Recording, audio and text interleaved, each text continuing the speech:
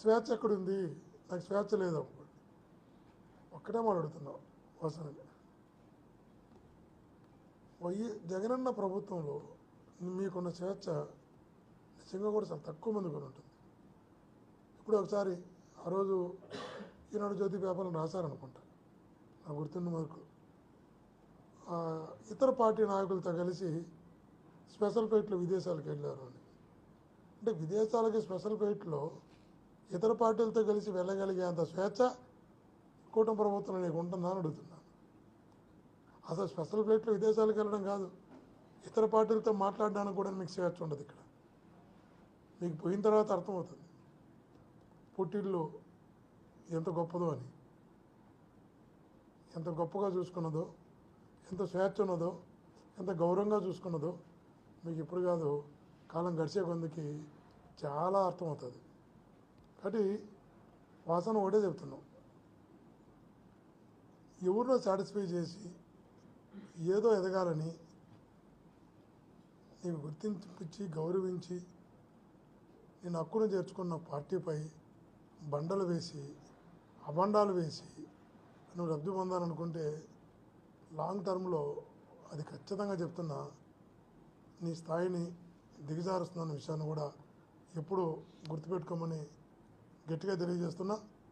ఏదేమైనా కూడా ఆత్మీయులారా, ఆధారాలతో, సాక్ష్యాలతో, నిజాలతో సంబంధం లేకుండా జగనన్న వ్యక్తిత్వాన్ని హననం చేయడానికి వాసన లాంటి వాళ్ళు ప్రయత్నం చేసినా, వాసనను అడ్డు పెట్టుకొని ఎవరు ప్రయత్నం చేసినా అది వాళ్ళకే తగులుతున్న విషయాన్ని కూడా గుర్తుంచుకోవాలి. ఇంతకుముందు కూడా ప్యారడైజ్ పేపర్స్ అని రకరకాల ఆరోపణలు చేశారు. చివరికి అర్థమైనాయి 2017 అనుకుంటా. 19లో రిజల్ట్స్ ఎలా వచ్చాయో మనకంతా కూడా తెలుసు.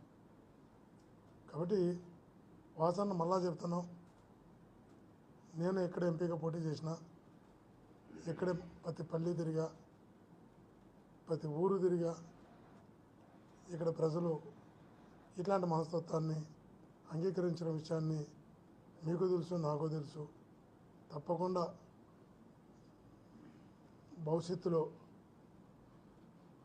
జగనన్న వైపు ఎన్ని ఆరోపణలు చేసినా, ఎన్ని అభాండాలు వేసినా, ఎన్ని రకాలుగా ఎంతమంది కలిసి ఒక వ్యక్తిని ఎదుర్కోవడానికి ఎన్ని పార్టీలు కలుస్తున్నాయి, కుటుంబాన్ని కూడా తిరుగుబాటు చేయిస్తున్నారు. ఇట్లాంటి వాసనలను పిలుచుకొని వీళ్ళతో తిరుగుబాటు చేయిస్తున్నారు. ఒక వ్యక్తిని ఎదుర్కోవడానికి ఇంతమంది ఒకటి కావాలా?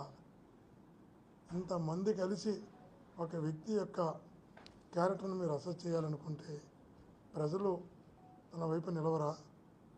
కాబట్టి ప్రజలు అండ బలం జగనన్నకు ఉంది. కాబట్టి ఇటువంటివన్నీ కూడా నిలవ ప్రజల ముందరని కూడా తెలియజేస్తున్నా. థ్యాంక్ యూ అనండి.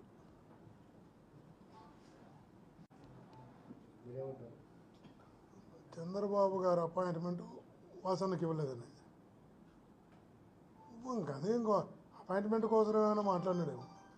చెప్పింది నిజమైతే అపాయింట్మెంట్ కోసం కూడా మాట్లాడే స్థాయికి వాసన అపాయింట్మెంట్ తీసుకోవడం కోసం కూడా విమర్శిస్తే అపాయింట్మెంట్ వస్తున్న పరిస్థితికి వాసన దిగజారిపోతాడని నేనైతే కళ్ళలో కూడా అనుకోలే. మేమైతే ఒకటి చెప్తున్నాం మా కార్యకర్తలకు, ఇక్కడ మా నాయకులకు, నిన్న జగన్ ఇక్కడ పంపిన తర్వాత కష్టమైన నష్టమైన ప్రతి కార్యకర్తకు, ప్రతి నాయకుడికి అండగా ఉంటాం. ఎన్ని రకాల మా కార్యకర్తలను ఇబ్బంది పెట్టాలనుకున్నా, మా నాయకులను ఇబ్బంది పెట్టాలనుకున్నా, వాళ్ళకి ఏ రకంగా మీరు దెబ్బకొట్టే ప్రయత్నాలు చేసినా వాళ్ళందరికీ బ్యాక్బోన్గా అండగా గట్టిగా నిలబడతాం. ఒంగోలుకి సంబంధించి ప్రతి నాయకునికి, ప్రతి కార్యకర్తకి గట్టిగా అండగా నిలుస్తామని తెలియజేసుకుంటాం.